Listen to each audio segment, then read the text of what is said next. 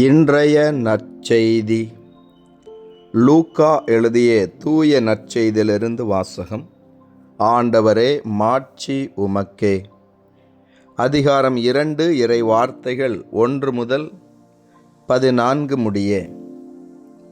அக்காலத்தில் அகுஸ்து சீசர் தம் பேரரசு முழுவதும் மக்கள் தொகையை கணக்கிடுமாறு கட்டளை பிறப்பித்தார்.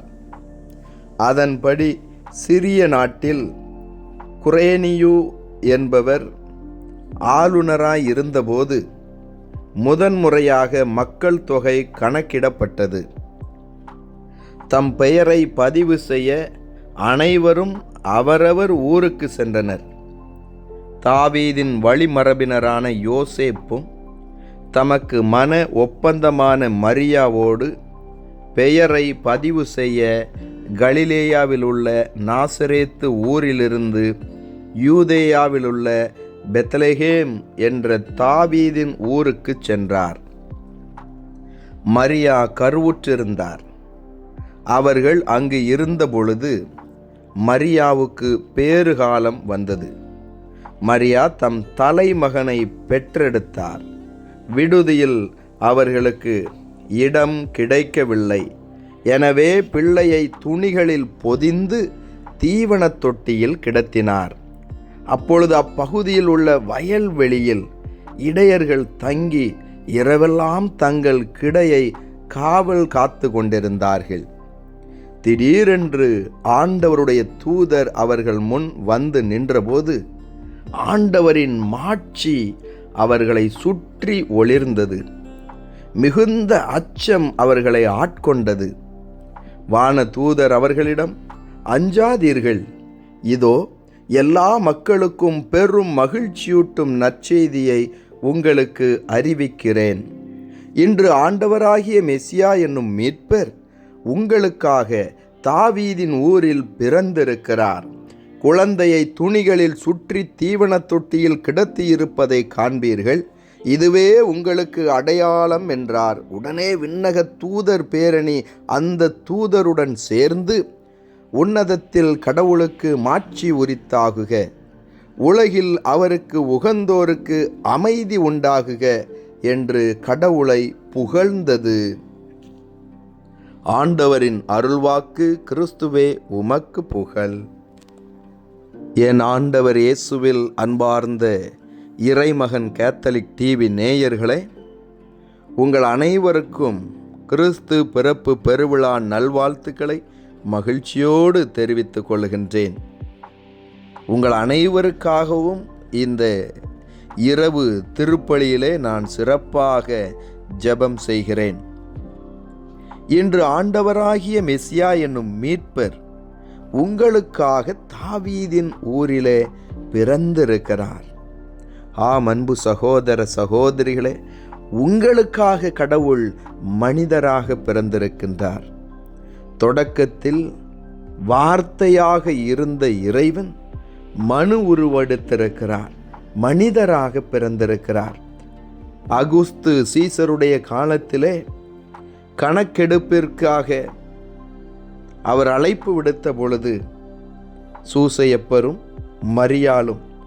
மரியாள் நிறைமாத கர்ப்பிணியாக இருக்கின்றாள். ஆனாலும் அரசனுடைய கட்டளைக்கு கீழ்ப்படிந்தவளாக கணக்கு கொடுப்பதற்காக பெத்லகேம் என்னும் அவருடைய சொந்த ஊருக்கு வருகிறார்கள். நிறைமாத கர்ப்பிணி, குழந்தையை பெற்றெடுக்கக்கூடிய ஒரு சூழல். விடுதியில் அவர்களுக்கு இடம் கிடைக்கவில்லை. மனுமகனுக்கோ தலை சாய்க்க கூட இடமில்லை என்று ஆண்டவர் இயேசு சொல்லுவார் அல்லவா? ஆம், அவர் பிறப்பதற்கு இடம் கிடைக்கவில்லை. ஆனால் அங்கே ஒருவர் அவருடைய மாட்டு தொழுவத்தில் இடம் இருக்கிறது என்று சொல்கிறார். அதை மறுக்காமல் அந்த சூழலை புரிந்து கொண்டு மரியாளும் சூசையப்பரும் மாட்டு தொழுவத்திற்கு செல்லுகிறார்கள். அங்கே மாபரன் இயேசு கிறிஸ்துவை, உலகத்தின் மீட்பரை, எல்லா மக்களுக்கும் பெரும் மகிழ்ச்சியாக வந்திருக்கக்கூடிய மெசியாவை பெற்றெடுக்கிறார்கள். குழந்தையை தீவனத் தொட்டியில் கிடத்தினார்கள். மாடுகள் கால்நடைகள் உணவு உண்ணக்கூடிய அந்த தொட்டியிலே குழந்தை இயேசுவை துணிகளில் சுற்றி கிடத்தியிருக்கிறார்கள். ஆம், நானே வாழ்வு தரும் உணவு என்று ஆண்டவர் இயேசு பிற்காலத்தில் அறிவிக்கக்கூடிய அந்த அறிவிப்பிற்கு முன் அடையாளமாக இதோ உணவாக, மன்னாவாக, வாழ்வு தரும் உணவாக, அமைதியின் அரசராக மாட்டுத் தொழுவத்தில் தீவனத் தொட்டியில் நமக்காக குழந்தை இயேசு கிடத்தப்பட்டிருக்கிறார்.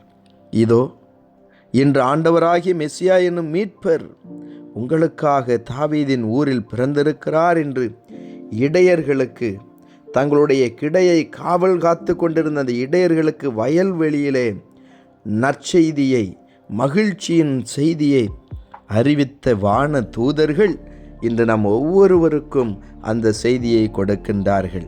அந்த வான தூதர்கள் அறிவித்த செய்தியிலே முதல் செய்தி, அஞ்சாதீர்கள். இதோ எல்லா மக்களுக்கும் பெரும் மகிழ்ச்சியூட்டும் நற்செய்தி உங்களுக்கு அறிவிக்கிறேன். ஆம் அன்பு சகோதர சகோதரிகளே, பயப்படாதீர்கள், எதற்கும் அஞ்சாதீர்கள். பெரும் மகிழ்ச்சியூட்டும் நற்செய்தி, மீட்பர் மெசியா உங்களுக்காக பிறந்திருக்கிறார். ஆம் அன்பு சகோதர சகோதரிகளே, இந்த மெசியா எல்லா மக்களுக்கும் சொந்தமானவர். எனவேதான் விண்ணக தூதர் பேரணி இப்படியாய் பாடுகிறது, உலகில் அவருக்கு உகந்தோருக்கு அமைதி உண்டாக. அவருக்கு உகந்த எல்லா பிள்ளைகளுக்கும் சொந்தமானவர். அவர் அமைதியை கொண்டு வரக்கூடியவர். என் அன்பு சகோதர சகோதரிகளே, இதோ மாட்டுத் தொழுவத்தில் மீட்பர் எளிய வடிவிலே பிறந்து வருகிறார். இன்று நம்முடைய வாழ்க்கையிலே அந்த எளிமை இருக்க வேண்டும். சூசையப்பர், மரியாள், இயேசு இவர்களிடமிருந்த அந்த தாழ்ச்சி நம்மிடத்தில் இருக்க வேண்டும். அவர்களிடத்தில் இருந்த அந்த நிறைவு, மன அமைதி நம்மிடத்தில் இருக்க வேண்டும். இந்த கிறிஸ்மஸ் பெருவிழாவை கொண்டாடக்கூடிய இந்த வேளையிலே எதற்கும் பயப்படாதீர்கள், அஞ்சாதீர்கள். உங்களுக்காகவே இம்மானுவேலனாக உங்களோடு தங்கி உங்களை ஆசீர்வதிப்பதற்காகவே கடவுள் குழந்தையாக பிறந்து வந்திருக்கிறார். இதோ அவர் நம் மத்தியிலே நம்மோடு இருக்கிறார். எனவே நாம் எதற்கும் பயப்பட தேவையில்லை, எதற்கும் கவலைப்பட தேவையில்லை. எல்லாம் நிச்சயமாக நம்முடைய வாழ்க்கையின் எல்லா துயரங்களும் மகிழ்ச்சியாக மாறும். எனவே இந்த நாளிலே நாம் மகிழ்ந்திருப்போம். ஆண்டவர் என்னோடு இருக்கிறார், அவர் எனக்காக தாவீதின் ஊரிலே பிறந்திருக்கிறார். நான் ஏன் பயப்பட வேண்டும்? நான் ஏன் எனக்கென்று யாரும் இல்லை என்று கலங்க வேண்டும்? என் ஆண்டவர் இருக்கிறார். அவர் என்னை சந்திக்கவே எளிய வடிவில் இந்த மண்ணுலகத்திலே பிறந்திருக்கிறார் என்ற உறுதியை பெற்றுக்கொள்வோம். என் அன்பு சகோதர சகோதரிகளே, தீவன தொட்டியில் கிடத்தப்பட்டிருக்கக்கூடிய குழந்தை இயேசு ஒவ்வொரு திருப்பலியிலும் நற்கருணையின் வடிவிலே உணவாக நம்மை தேடி வந்து கொண்டுதான் இருக்கின்றார். அவர் நம்மோடு இருக்கிறார். நாம் தான் பல நேரங்களிலே அதை உணராமல் இருக்கின்றோம். எனவே என் அன்பு சகோதர சகோதரிகளே, கடவுள் உங்களோடு இருக்கிறார். அஞ்சாதீர்கள், மகிழ்ந்து உங்களுடைய வாழ்க்கையை கொண்டாடுங்கள். அமைதியின் அரசர் உங்களோடு இருக்கிறார், உங்களுக்காக பிறந்திருக்கிறார். இயேசுவுக்கே புகழ், மரியே வாழ்க. மன்றாடுவோமாக. எங்களுக்காக தாவீதின் ஊரில் பிறந்து வந்திருக்கும் இயேசு பாலனே, உம்மை போற்றி புகழ்ந்து உம்மை ஆராதிக்கிறோம், உமக்கு நன்றி செலுத்துகிறோம். இதோ இந்த கிறிஸ்மஸ் பெருவிழாவிலே நாங்கள் மகிழ்ந்து கொண்டாடுகிறோம். இந்த மகிழ்ச்சி எங்களுடைய வாழ்க்கையின் ஒவ்வொரு நாளும் இருக்கும்படியாய் குழந்தை இயேசுவே நீர் எங்களை ஆசீர்வதியும். இதோ இன்று தங்களுடைய திருமண நாளை, பிறந்த நாளை கொண்டாடக்கூடிய பிள்ளைகளையும், இன்னுமாக எங்களிடத்தில் ஜெப உதவி கேட்டு இருப்பவர்களையும் உடைய கரத்திலே ஒப்பு கொடுக்கிறேன். இயேசுவே நீர் ஆசீர்வதியும். குழந்தை இயேசுவே, நீர் மாட்டு தொழுவத்திலே பெத்லகேம் எனும் அப்பத்தின் வீட்டிலே எங்களுக்காக எளிமையாக பிறந்து வந்தீர். வாழ்வு தரும் உணவாக வந்தீர். அமைதியை கொடுப்பதற்காக வந்தீர். இதோ இந்த நாளிலே உம்முடைய ஆசீர்வாதங்களால் எங்கள் ஒவ்வொருவரையும் நீர் நிரப்புவீராக.